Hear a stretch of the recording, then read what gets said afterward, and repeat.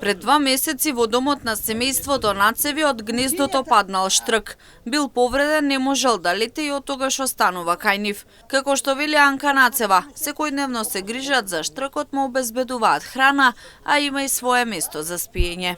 Па 2 месеци га мачувам и беше те паднал од овоа. Гнездото има горе. И така остана си ма тука. Па не може и да лета, па тренира сега. Од тамо иде па до доле и по двороса. А там на палетите тамо.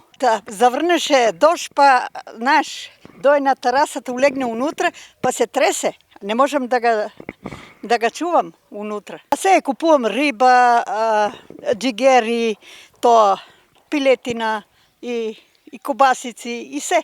Ама се једе. Не. Леп не једе баш. Но проблемот е што условите не се доволни за да продолжи грижата и негата за штркот. Нацева децидна дека во зимскиот период нема услови да му ја пружи неопходната грижа и затоа бара надлежните да го земат штркот и да се грижат за него. Ја немам услови ту да го чувам. Тек се усели, јама 2 месеци, 3 тука. Нова куќа е. И немам дека ја ту.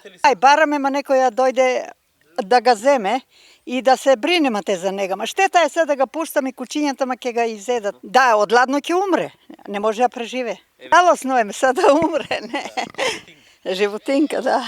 Штркот полека се учи на условите кои му се нудат во моментот, но неопходно е грижата за него да продолжи во текот на зимата.